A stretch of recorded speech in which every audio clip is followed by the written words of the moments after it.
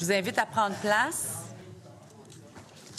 Et je souhaite maintenant la bienvenue aux représentants de Montréal International. Vous avez 10 minutes pour votre exposé. À 1 minute de la fin, je vais vous inviter à conclure par un signe de la main ou vocalement. Et je vous invite à tout d'abord débuter en vous présentant. Bienvenue. Merci, Madame la Présidente. Donc, Hubert Bolduc, président directeur général de Montréal International. Et je suis accompagné de ma collègue Caroline Boucher, qui est une experte en immigration, et ça donne comme ça, M. Bouchard, Francis, qui, lui, a travaillé sur la préparation de ce mémoire, notamment. Donc, essentiellement, Montréal International est une organisation publique-privée qui existe depuis plus de 22 ans et qui est financée à la fois par le secteur privé et par les différents paliers de gouvernement, la CMM, le fédéral et la Ville de Montréal, de même que le gouvernement du Québec. Nous avons plus de 200 ou tout près de 200 partenaires du secteur privé qui financent nos activités à hauteur de tout près de 3,5 millions de dollars par année. Et nous représentons la CMM pour 3 mandats. D'abord, attirer et retenir des investissements étrangers. Je suis à la planche numéro 5. Attirer et retenir des investissements directs étrangers. Donc, oui, faire venir des entreprises de l'international, mais aussi s'occuper de ces filiales de sociétés étrangères qui sont présentes sur le territoire. Attirer et retenir des organisations internationales. Je passerai vite là-dessus parce que ce n'est pas le sujet de ce matin. Et finalement, attirer et retenir du talent, donc à la fois de l'attraction, de l'accueil et de la rétention de travailleurs temporaires qualifiés et d'étudiants en provenance de l'international.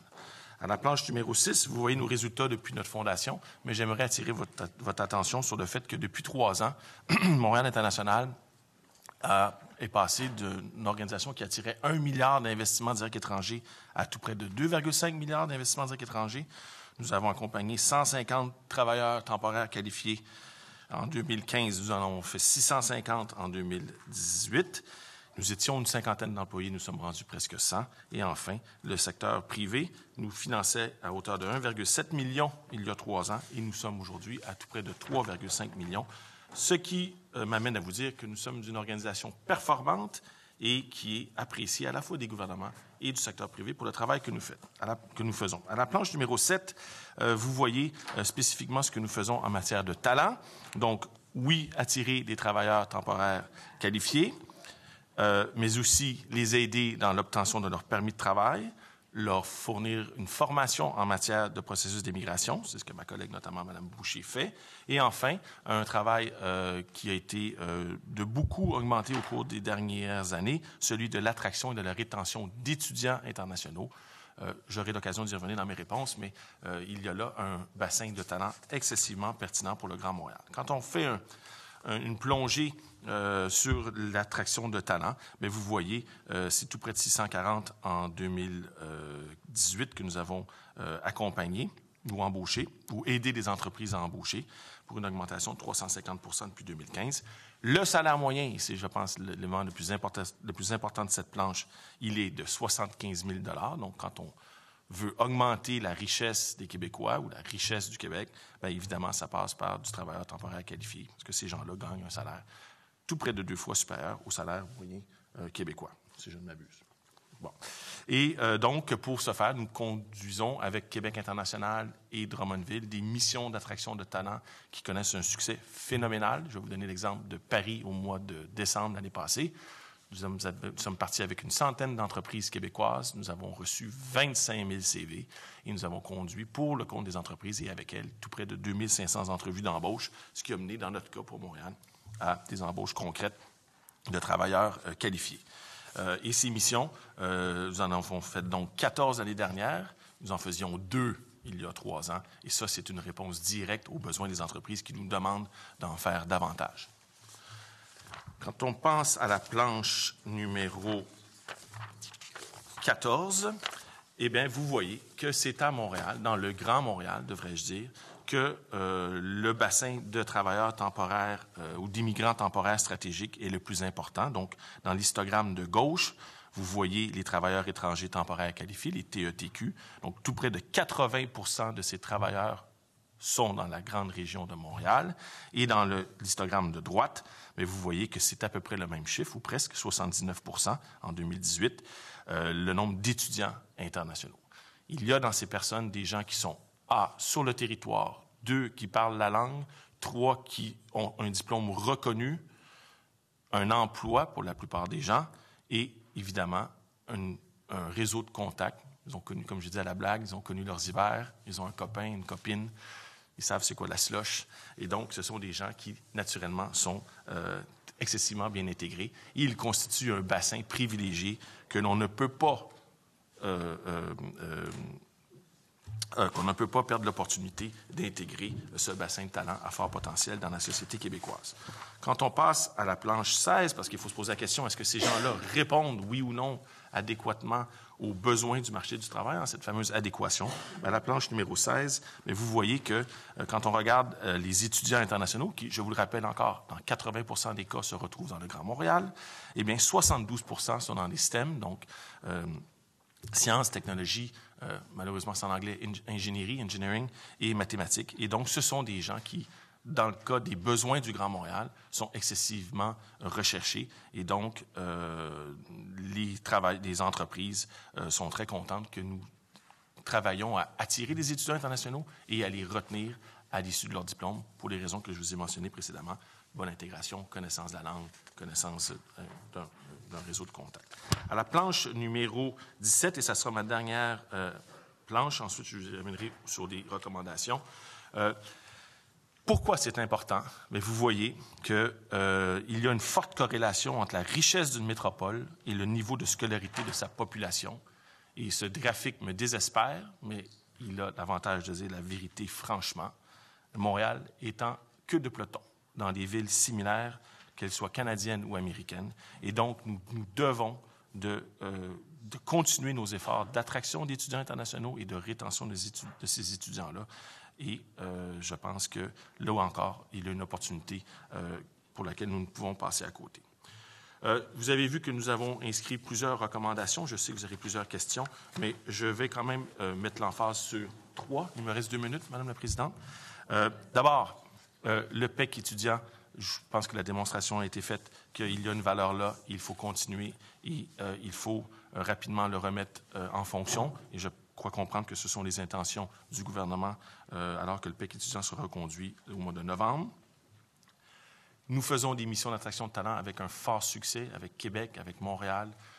Cette année, nous sommes déjà en avance sur des résultats de l'année dernière. Nous allons probablement franchir le cap des 1000 emplois embauchés et arriver en sol québécois. Je crois que nous devons poursuivre ces efforts, nous devons en faire plus. Il y a des territoires que nous ne couvrons pas.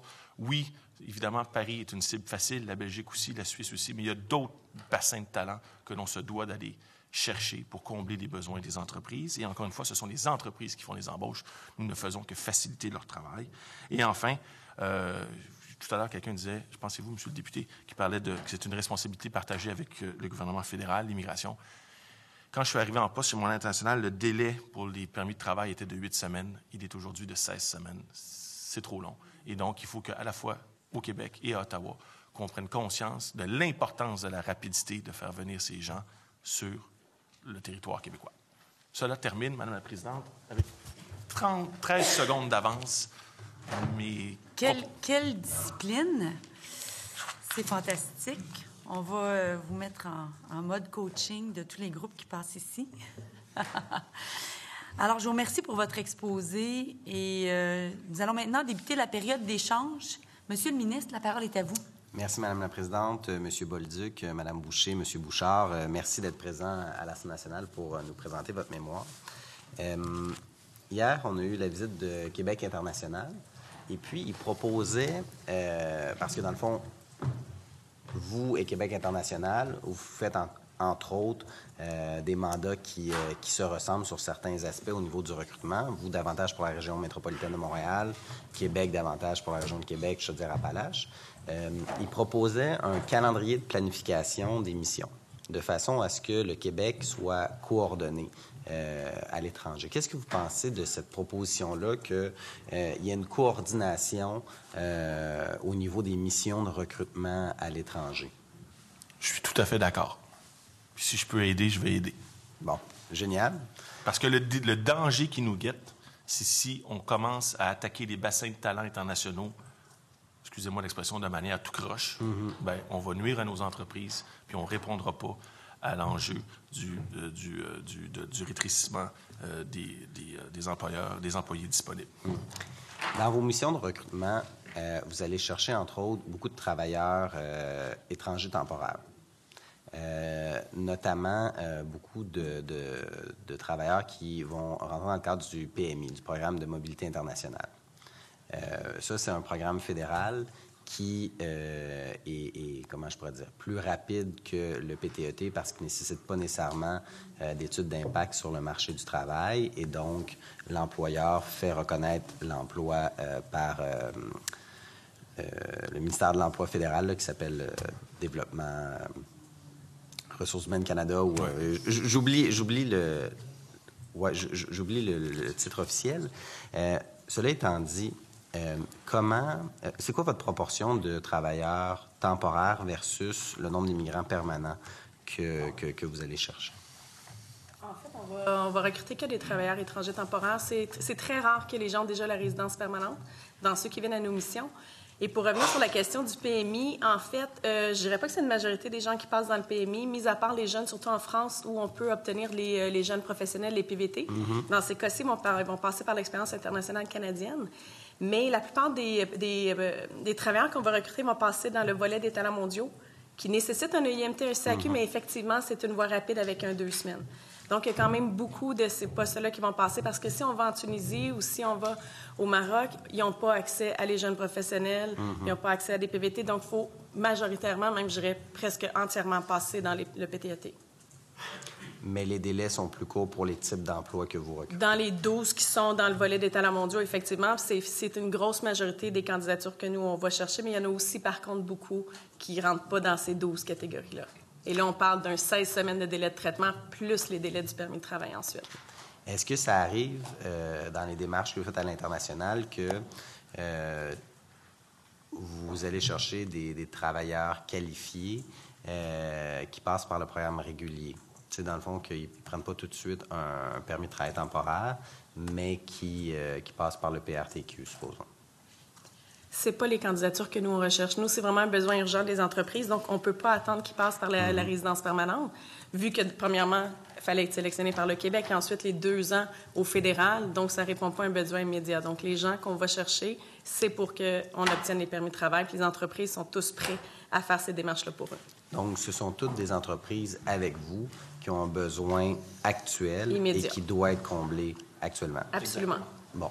À partir du moment où les personnes arrivent au Québec, dans le cadre du recrutement que vous avez fait avec les entreprises, là, par la suite, qu'est-ce qui arrive? Est-ce que vous les accompagnez vers le processus d'immigration régulière? J'imagine que les entreprises qui vous accompagnent souhaitent conserver à leur emploi ces personnes-là qui viennent travailler de façon temporaire dans leur entreprise, mais qu'ils veulent conserver parce qu'ils ont déployé des efforts à l'étranger pour aller les chercher.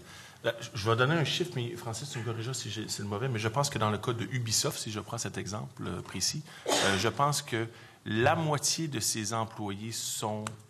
20 de ses employés sont des TETQ et 80 de ses employés ont des intentions de faire la demande de résidence permanente. C'est 80-20, mais c'est à peu près ça. Donc, dans le modèle là, dans lequel on évolue présentement et dans lequel vous évoluez, à court terme, l'immigration temporaire peut permettre de répondre aux besoins du marché du travail. Absolument. Parce qu'ils viennent rapidement, oui. Mais que par la suite, ces personnes demeurent au Québec ou veulent demeurer. Bien, ça, c'est l'objectif, parce que, encore une fois, ces gens-là sont formés, ils ont un travail, ils sont en emploi, la plupart du temps, ils parlent la langue. Donc, effectivement, c'est un bassin fort intéressant pour les faire basculer dans la résidence permanente par la suite. Et c'est la volonté des entreprises, d'ailleurs, aussi. Puis lorsqu'on parle de basculer dans la résidence permanente, ces travailleurs temporaires-là, j'imagine que la majorité vont soumettre leur dossier de candidature dans le programme d'expérience québécoise après avoir travaillé pendant 1 an, pour ceux qui parlent français. Absolument. Exactement. Le PEC travailleur. À l'international, nous, on offre des séances d'information sur la résidence permanente. On les fait à toutes les 2 semaines avec mon équipe, en français, en anglais. Donc, le bassin de travailleurs qu'on va chercher, on les aide à ce qu'ils comprennent très bien les programmes pour devenir éventuellement résident permanent. Okay. Et on fait la même chose avec les étudiants. Exactement. À travers le PEC étudiant. OK. Le gouvernement a annoncé que désormais, on ouvrait les programmes aux personnes en situation temporaire, aux immigrants temporaires en termes de francisation au niveau des allocations.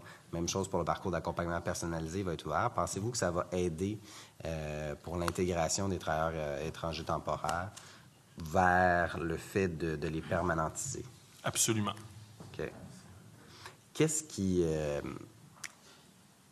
On a un défi au Québec en termes de régionalisation de l'immigration. Là, c'est sûr que je parle à Montréal International et on a eu la discussion aussi avec Québec International. Comment est-ce qu'on fait pour s'assurer que tout le monde soit gagnant à travers ça? Pour régionaliser l'immigration, pour faire en sorte aussi que Montréal ait sa part, mais surtout pour faire en sorte qu'il y ait une répartition sur l'ensemble du territoire québécois. Bien, d'abord, il ne faut pas déshabiller Jacques pour habiller Jean. Et comme disait un ancien premier ministre, je pense qu'on est capable de marcher et manger de la gomme en même temps. Et donc, il y a moyen d'attirer des talents issus de l'immigration en région sans pour autant faire en sorte qu'il n'y en ait pas qui viennent à Montréal. Et donc, il faut se rendre aussi à l'évidence que 34 du total, non, le total de la région. Oui, quand on regarde les postes vacants au Québec, les dernières données disponibles premier trimestre 2019, juste sur l'île de Montréal, donc la région administrative, c'est 34 du total des postes vacants. Si on rajoute les autres portions de la grande région de Montréal, donc dans la Naudière, Laurentides, Montérégie, Laval, donc on a évidemment plus la majorité des postes vacants au premier trimestre 2019 qui sont dans la grande région de Montréal. Donc il y a des besoins qui sont importants. Puis à ce moment-là, c'est pas négligeable, ces besoins-là. Donc moi, je pense qu'il faut que l'expertise que Montréal International, que Québec International a développée, puis Québec International a plus d'ancienneté dans cette expertise-là, je pense qu'il faut la mettre à profit des régions. Comment? Je ne le sais pas. Est-ce que c'est à travers certainement une meilleure coordination? Est-ce que c'est à travers votre ministère? Est-ce que c'est à travers celui de l'emploi? Est-ce que c'est à travers Investissement Québec? Je ne sais pas, mais la réalité, c'est qu'il faut que les entreprises identifient des besoins, qu'ils nous fassent parvenir ces besoins-là et que l'on les accompagne à l'étranger pour qu'ils viennent interviewer des gens et les embaucher et que par la suite, nous, ou Québec, ou Drummondville, ou l'autre organisation, fassent l'accompagnement de permis de travail. Parce que c'est bien beau identifier des personnes. C'est la première étape. Après ça, il faut faire des permis, il faut les faire venir, il faut s'occuper des conjoints-conjointes, il faut s'occuper des enfants. Et donc, oui, la mission à Paris ou ailleurs, quand les entreprises font des embauches ou du moins identifient des candidats, c'est intéressant, mais il y a tout un travail en arrière que nous, on fait pour que 3 mois plus tard, la personne arrive puis commence à travailler. Mais il y a une mécanique à développer autour de celle que nous avons développée, qui fonctionne, qui marche, qui est excessivement appréciée par les entreprises qui y participent. À preuve, on annonce l'émission d'attraction de talent, puis 48 heures plus tard, il n'y a plus de place. Alors, mais les besoins ne sont pas juste à Montréal. Et c'est pour ça que Drummondville, par exemple, a développé de l'aide avec Sherbrooke, Trois-Rivières. Et donc, ce modèle-là où Drummondville sert une partie des régions avoisinantes, bien, il y a peut-être lieu qu'on Québec desserve davantage puis que Montréal desserve davantage. Par exemple. Mais il y a une question d'agilité, de rapidité que les organisations comme la nôtre possédons qui procurent beaucoup d'avantages dans ces missions-là. Quand on dit on part en mission puis qu'on achète 500 000 de billets d'avion, parce que les entreprises ne font rien. Hein? Elles s'inscrivent, on achète des billets d'avion, on réserve des hôtels, on boucle la restauration, les déplacements. Ils vont juste arriver avec leur pancarte, ils s'assoient au Palais des Congrès de Paris, puis ça commence. Puis c'est aux 5 minutes. Et M. Boulay, le ministre Boulay est venu, il y avait une queue à l'extérieur du Palais des Congrès de Paris pour les gens qui venaient s'inscrire dans les missions d'attraction de talent. Alors, ça marche. Il y a une belle phrase en anglais qui dit « If it ain't broken, don't fix it ». Donc, ce que vous nous dites, c'est que vous offrez un clé en main pour les entreprises. C'est un clé en main. OK. Puis ils aiment ça. Elles aiment ça, pardon. Sur les assouplissements que vous souhaitez avoir dans les différents programmes de travailleurs étrangers temporaires, supposons au niveau des délais d'entrée express, pouvez-vous revenir un petit peu là-dessus? Bien, tu sais, les entreprises, quand elles se présentent dans ces missions-là, ça fait déjà plusieurs mois qu'elles cherchent et qu'elles ne trouvent pas.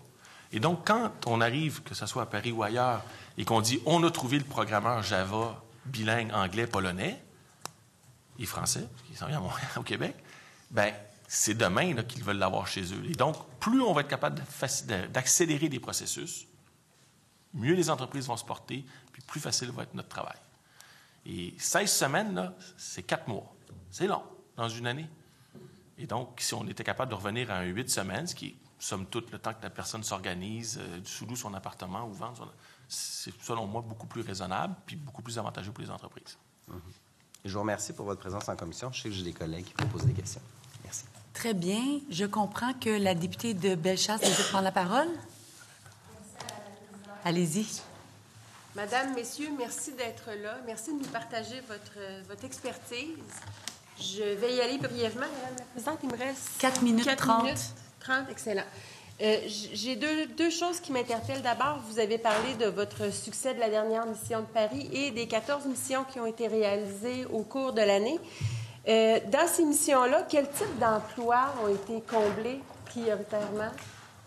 Ça varie d'une mission à l'autre, mais je vous dirais que dans le cas du Grand Montréal, corrigez-moi, D'une Francis, manière globale. de manière globale, je vous dirais qu'à peu près plus de 50 % c'est dans le domaine des TIC, technologie d'information et de communication. Et ça ressemble pas mal aussi à ce que nous attirons comme entreprise dans le Grand Montréal. Et donc, c'est à peu près les secteurs les plus prisés. Est-ce qu'il y en a d'autres? Sûrement, mais encore une fois, ça dépend des entreprises qui viennent. Donc, si quelqu'un vient et dit « Moi, j'ai besoin de camionneurs », puis c'est une entreprise de Montréal, bien là, ça peut donner, mais je vous dirais que de manière générale, c'est dans les secteurs à haute valeur ajoutée. Et un salaire moyen de 75 000 $. C'est ce que vous aviez mentionné tout à l'heure. On sait que plusieurs de nos entreprises peinent à trouver des travailleurs pour des postes d'opérateurs et de manœuvre, des postes d'entrée. Est-ce que vous auriez des suggestions à faire pour qu'ils puissent être intégrés dans ce processus-là? Bien, je pense qu'il va falloir faire des choix. Je donne toujours cet exemple de la grappe M-Mode, Debbie Zakaïb, ma collègue, qui cherche 1000 couturières à Montréal. Bon, est-ce que ce sont des emplois qui vont être faciles à dénicher et à faire venir au Québec? Probablement pas. Mais ce sont les entreprises qui décident, qui déterminent qu'est-ce qu'elles veulent aller chasser, entre guillemets, comme talent à l'international. Et c'est sûr que des bassins de grandes villes, de grandes agglomérations comme Paris, comme Bruxelles, comme Londres, comme San Francisco, évidemment, la plupart du temps, on s'en va là pour chasser du talent de très, très grande qualité. Alors, mais il va falloir qu'on se pose des questions à savoir est-ce qu'on veut faire du non qualifié. Excellent. J'aimerais aussi, dans un deuxième temps, revenir à la page 25. On a parlé des problématiques et des recommandations. Vous nous mentionnez que les étudiants internationaux qui graduent au Québec vivent des difficultés à l'emploi et parfois, même souvent, quittent le Québec. Et comme recommandation, bien, vous mentionnez de soutenir les activités de Québec international à la rétention des étudiants. J'aimerais savoir pour quelles raisons les étudiants quittent. Bon, alors, il y a trois facteurs. D'abord, puis c'est de moins en moins dans cet ordre-là, mais le premier, la complexité des processus d'immigration. Nous, on a le mandat de les accompagner, de leur tenir la main, et Caroline et ses équipes leur expliquer comment ça fonctionne. 2, la langue. Il faut qu'ils maîtrisent la langue, et c'est pas juste le français, parce que l'étudiant maghrébien qui va à HEC faire une maîtrise ou un DESG, la maîtrise de l'anglais est fondamentale s'il veut se trouver une job de gestionnaire chez Desjardins. Donc, l'anglais et le français. Puis, troisièmement, est-ce que je vais me trouver une job? Bon, ça, aujourd'hui, c'est un peu moins problématique que ce l'était il y a 2 ans ou 3 ans. Mais notre mandat, c'est de justement essayer d'identifier des talents dans les universités puis de les mettre en relation avec les entreprises montréalaises, québécoises qui cherchent du talent. Et on est un peu... Il y a un ministre qui a déjà utilisé le mot de Tinder en commission parlementaire. Donc, je vais faire la même chose. On est un peu le Tinder du travailleur, de l'étudiant international puis de l'entreprise québécoise, qu'elle soit internationale ou locale. C'est ça qu'on fait le match. Avant, les entreprises cherchaient toutes des Maurice Tremblay. Bien, aujourd'hui, ils sont pas mal ouverts à toutes sortes de talents, quelle que soit sa provenance. Il reste 1 minute au bloc d'échange. Merci. Donc, la raison pour laquelle les étudiants quittent, c'est parce que le maillage ne se fait pas spontanément entre l'étudiant, qui pourtant a étudié ici, et les entreprises qui cherchent aussi ardemment plusieurs ressources. Si je peux me permettre, en fait, ce sera impossible de retenir 100% des étudiants, puisqu'il y a une portion des étudiants, puis selon leur pays d'origine, par exemple, un étudiant allemand ne vient pas nécessairement au Québec, éventuellement, pour se trouver un emploi de meilleure qualité que ce qu'il pourrait trouver en Allemagne, il vient pour vivre une expérience. Donc, c'est sûr qu'on ne pourra pas retenir 100% des étudiants, mais de ceux qui restent, comme n'importe quel étudiant, comme n'importe quelle personne qui entre sur le marché du travail, il y a des difficultés, qu'elles soient d'origine québécoise ou d'ailleurs. Donc, il y a ces difficultés-là qui s'additionnent également. Qu'on essaie de faciliter, puis faciliter notamment le mariage. Donc, bref, il y a quand même une grande proportion des étudiants qui pourraient venir ici pour une expérience. Merci. Puis il y en a qui veulent juste pas rester. Ça termine le bloc d'échange. Très bien. Merci. Nous passons maintenant au parti formant l'opposition officielle. Monsieur le député Denis Ligan, vous désirez prendre la parole? Oui. Allez-y. Merci, Madame la Présidente. Monsieur Bolduc, Madame Boucher, Monsieur Bouchard, bienvenue. Merci pour votre rapport, très bien documenté. Ma première question, vous avez le mandat de retenir les étudiants internationaux. Avec quel ministère? Alors, c'est une responsabilité partagée. Donc, il y a un financement qui vient du Midi et il y a une très forte collaboration qui vient avec le ministère de l'Éducation. Donc, j'ai le privilège de rencontrer la sous-ministre cet après-midi, justement pour lui parler des succès que nous avons eus. Ouais. Donc, le Midi vous finance à quelle hauteur par rapport à ce projet? Je vous dirais à peu près 2,5 millions, mais il faudrait que je vérifie les ententes. Mais... Et à l'éducation? Je n'ai pas de chiffre par cœur. C'est un projet qui tourne autour de combien? Le projet en entier est financement public? Écoutez, je vous dirais que le financement total... Puis encore une fois, je n'ai pas le chiffre en tête, mais je dirais peut-être 3 millions total sur plusieurs années, sur 3 ans. Sur 3 ans. Mais je vais vérifier, puis je vais vous trouver l'information avant la fin de la commission. C'est pas grave. Je voulais juste comprendre l'ordre de grandeur de ce projet qui, je pense que vous avez développé de l'expertise dans ce projet. Vous avez d'excellents résultats. J'imagine que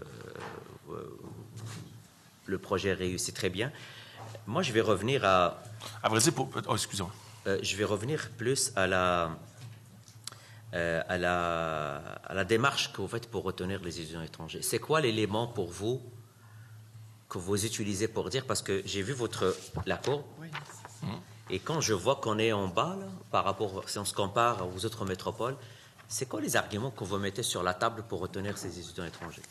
Alors, à l'origine, là, ce qui s'est passé, c'est qu'on a sondé les étudiants internationaux. On s'est dit, il y a là une qualité de main-d'œuvre qu'on ne réussit pas à garder. Donc, on a approché le gouvernement il y a 3 ans et on leur a dit, il y a un potentiel là, il faudrait essayer de les garder. Et donc, c'est à ce moment-là que les programmes de rétention des étudiants ont commencé. Et l'idée, c'est vraiment de déployer sur les campus, en partenariat avec les universités, des activités pour faire connaître davantage, je vais parler de Montréal, le Grand Montréal, tant au niveau politique que culturel, que sportif, qu'événementiel. Et donc, de mémoire, l'année dernière, je crois que nous avons organisé près de 150 activités et qui ont réuni au total environ 10 000 étudiants universitaires où, justement, on leur a dit, venez, il y a une pièce de théâtre de... Passeport culture. Exactement, de passeport culturel, de Lepage, où il y a tel spectacle, où il y a telle activité au Mont-Royal. Donc, en leur exposant comment il est agréable de vivre à Montréal, on espère être capable d'en convaincre davantage de rester. À l'origine, le sondage démontrait que sur 30 000 étudiants, là, c'est rendu 36, mais à l'époque, c'était sur 30 000 étudiants internationaux, il y en a 15 000 qui mentionnaient « peut-être que j'aimerais ça rester après mes études ». Et sur ce 15 000, on n'en conservait que 20 %, donc environ 2 500, 3 000. L'idée, c'est de tripler le nombre d'étudiants qui demeurent après leurs études. Et je vais vérifier pour m'assurer que le chiffre est bon, mais je pense qu'on est rendu à environ 6 000, puis les gens du ministère pourront confirmer ou l'infirmer. Donc, ça fonctionne d'aller à leur rencontre et de leur exposer les avantages du Québec et du Grand Montréal. Donc, tous des jeunes francophones qui parlent français issus des universités québécoises? Pas nécessairement. Des anglophones aussi? Aussi, tout à fait. OK. Là, la technicalité pour pouvoir utiliser le programme, le PEC, si j'ai bien compris, pour les francophones, il n'y a pas de test de français, mais pour les jeunes issus des universités anglophones, ils doivent réussir le test. Exactement. Donc, au bout de la ligne, la société québécoise, je ne peux pas dire se ramasse, mais s'approprient un fruit d'étudiants qui viennent de l'international. Potentiel, oui. Excellent. Là, ça me ramène à ma question. Comment vous avez eu l'information que le moratoire a été implanté? C'est une bonne question, parce que j'étais en vacances, mais... Moi aussi. Je pense que le ministère nous a informés, les gens chez nous, là, Caroline. Je ne sais pas comment ça s'est fait, mais... Je me souviens plus. Je pense qu'on a eu un appel et un courriel. Là. On a été informés. Vous avez eu un appel? Je crois, mais écoutez, oui, effectivement. Okay. Ça m'intéresse comment vous avez eu l'information, parce que moi, je vais partager comment j'ai eu l'information par un article du journal. Et on disait que le journaliste, par hasard, il est parti chercher dans la Gazette et il a trouvé qu'il y a le moratoire. Et vous savez pourquoi je vous pose cette question? Vous avez un projet qui roule à 3 millions de dollars d'argent de contribuables qui est très, très important, avec des résultats. En fait, aujourd'hui, là, personne ne doit challenger ce programme. Quand je vois que le gouvernement met un moratoire sur un projet, je pense qu'il doit mettre aussi un moratoire sur les dépenses de ce projet. Et ici, je mets un moratoire sur les dépenses du projet parce que, oui, on peut continuer nos activités de recrutement et je ne challenge pas vraiment votre travail. Je sais vraiment ce que Montréal International fait. Vous faites un excellent travail. Mais vous ne pensez pas que le fait de ne pas inclure, parce que moi, j'aurais aimé que ne pas recevoir l'appel, ni recevoir un email, mais vous inclure dans la décision du moratoire. Pour moi, je suis convaincu aujourd'hui, c'est une mauvaise décision de mettre le moratoire par rapport à la rétention de ces jeunes étudiants internationaux. Est-ce que vous aurez une autre proposition aujourd'hui par rapport... Je sais que vous avez dit que vous espérez que le moratoire au mois de novembre, donc nous aussi on espère, mais vous ne pensez pas que c'est en contradiction? D'un côté, on donne à un organisme avec qui on travaille le mandat de retenir, et de l'autre côté, on lui dit, écoute, on impose un moratoire sans l'inclure dans la décision du moratoire. Écoutez, moi, on entretient des relations excessivement privilégiées avec tous les ministères, tant au niveau politique que sous-ministériel, tout parti confondu. Et donc, nous, on reçoit des mandats des gouvernements qui, des fois, sont interrompus, des fois, sont modifiés. Franchement, je pense que dans ce cas-ci, est-ce que le gouvernement aurait pu mieux nous informer ou nous a mal informés? Mais M. Bolduc, franchement, je n'ai pas d'opinion. Nous, on continue de faire notre job et on reçoit des deniers publics que l'on gère de manière très, très efficiente et de manière la plus efficace possible. Et puis, on continue notre travail parce que, de toute manière, ces étudiants-là, ils ont fini la session en juin ou mai, tout dépendant des niveaux scolaires. Donc, on les a déjà travaillés, puis on va recommencer à travailler avec ceux qui finissent au mois de décembre. Oui, mais M. Bolduc, je ne cherche surtout pas à vous mettre mal à l'aise par rapport à un partenaire qui finance votre projet. Ce n'est pas ça du tout mon but. Mon but aujourd'hui, en tant que société québécoise, où je dis que vous avez des résultats par rapport à la rétention d'étudiants internationaux, l'argent, les Québécois mettent de l'argent dans la rétention. C'est des jeunes qui parlent français parfaitement intégrés, qui veulent rester au Québec. Et que je ne parle pas avec le partenaire qui livre ce projet, moi, je pense qu'il y a un manque au niveau du ministère. Parce que pour moi, ça, c'est une dépense inutile pour le moment, parce que je ne vous aide pas. Les étudiants, quand ils viennent, et corrigez-moi si je me trompe, le pitch de vente, il est quand même important ce que vous faites. Le fait de rester au Québec, ça encourage certaines personnes à choisir le Québec et les universités québécoises pour venir étudier. Il y a une guerre de talents, mais aussi les universités ne parlent. C'est de plus en plus très difficile d'aller chercher des gens qui vont payer presque 4 à 5 fois le prix d'accès aux études au Québec. En fait, c'est ça la problématique que je ramène sur la table et je comprends votre position. Moi, M. Bolduc, mon but aujourd'hui, c'est pas vous faire dire que c'est une très mauvaise ou bonne décision, le fait de mettre le moratoire, c'est juste sensibiliser le ministère que probablement, ça serait beaucoup plus intéressant d'avant de mettre un moratoire, d'appeler Montréal International et leur dire, écoutez, là, on va mettre le moratoire, voilà le pourquoi, et qu'on vous accompagne, parce qu'on met en péril ce programme. Le redémarrer par la suite, crise de confiance. Ça fait longtemps que je viens sur la colline parlementaire et je connais de manière assez approfondie les rouages de l'État. Et personnellement, moi, encore une fois, on nous a informés. Est-ce que c'était de la meilleure manière? je ne sais pas. Mais moi, on a reçu l'information. C'est sûr qu'on nous consulte sur ces enjeux lorsque c'est nécessaire, mais un gouvernement est élu pour poser des gestes. Moi, je ne suis pas le gouvernement. Et si le gouvernement décide de poser ce geste, ben, c'est peut-être à lui poser la question à lui et peut-être pas à moi. Mais bon, cela dit... Je sais, M. Bolduc, c'est juste on parle d'un programme. Vous avez vendu le programme depuis le début et je sais c'est quoi. Écoute, je sais très bien les efforts que Montréal International déploie sur les campus. Moi, si c'est demain, là, je vais mettre la bataille pour que ce programme continue. Parce que je sais c'est quoi l'impact économique de ce programme. Pour moi, aujourd'hui, c'est que dans un contexte de collaboration, j'aurais aimé qu'il y ait plus de communication entre le Midi et vous, parce que vous gérez un programme financé par les contribuables avec un contrat avec le Midi.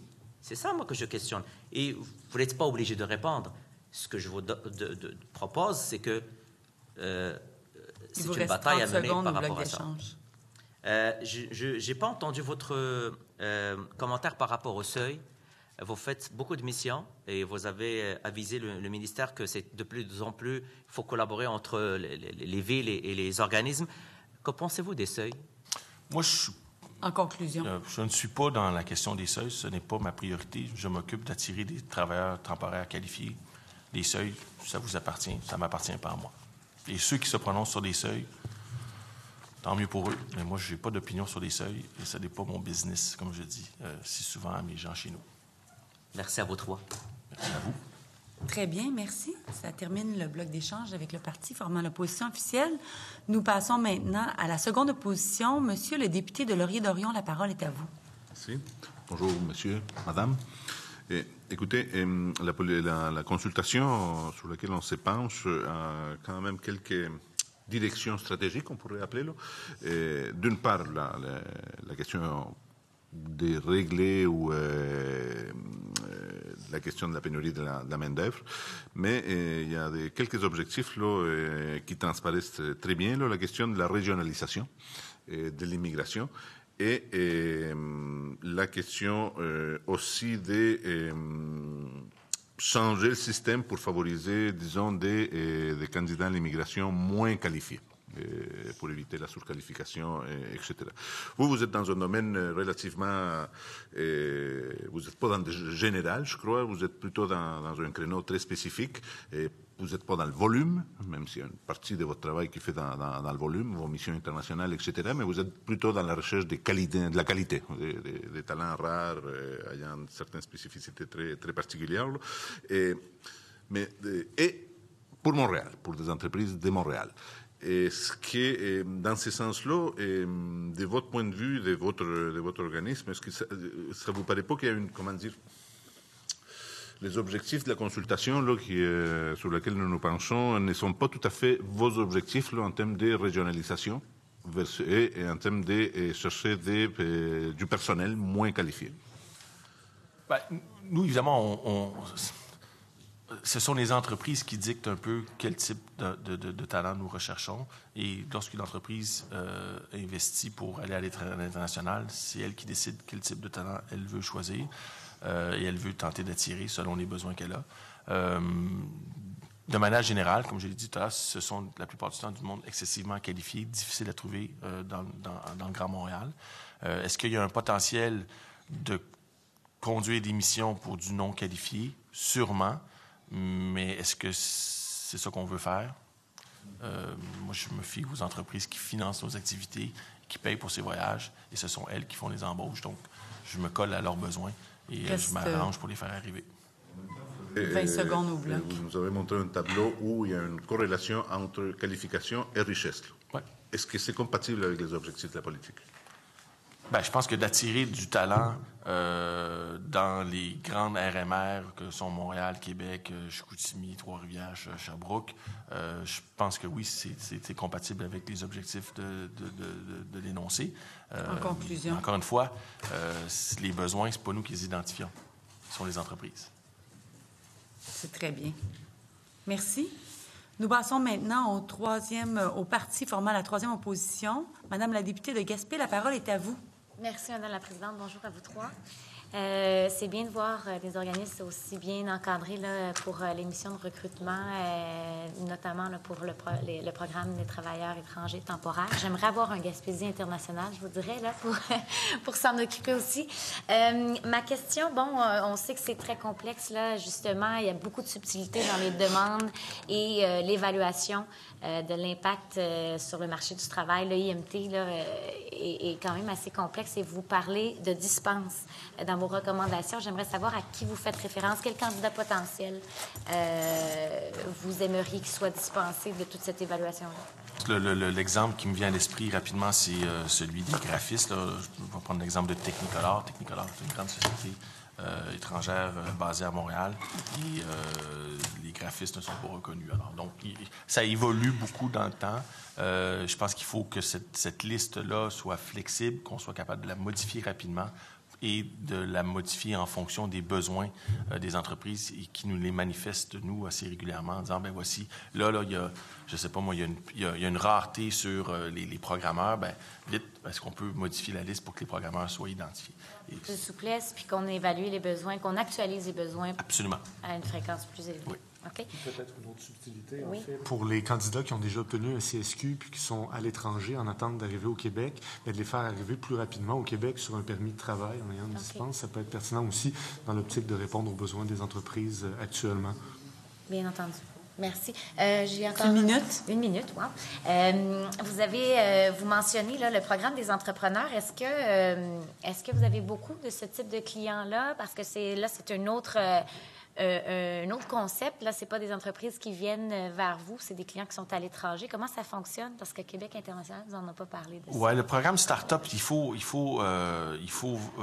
ça fait pas longtemps qu'il existe. Souvent, ces entreprises-là débarquent à Montréal et qu'on répondent peut-être pas à certains critères, mais il faut comprendre que ce sont les incubateurs qui donnent un peu le saut de la valeur de la start-up. Et donc, je pense que quand un Tandem Launch ou un Techstar évalue que telle entreprise ou tel entrepreneur a du talent, je pense que d'emblée, ça fait en sorte que cette personne-là est un candidat à un visa start-up. Qu'est-ce que le gouvernement peut faire pour valoriser tout ça? Bien, je pense qu'il faut juste reconnaître la valeur des gens qui décident de financer des start-up. Nous, on court après, on les présente à ces incubateurs-là. Si l'incubateur de renommée internationale dit « That's a good talent », bien, je pense qu'il faut être capable d'aller rapidement présenter la candidature et dire « Bien, voici quelqu'un qu'on devrait recevoir au Québec ». Ça conclut le bloc d'échange avec le troisième groupe. Je vous remercie. Monsieur Bolduc, Madame Boucher, Monsieur Bouchard, je vous remercie pour votre contribution aux travaux de la commission. Alors, je suspends momentanément les travaux afin de permettre au prochain groupe de prendre la place. Merci.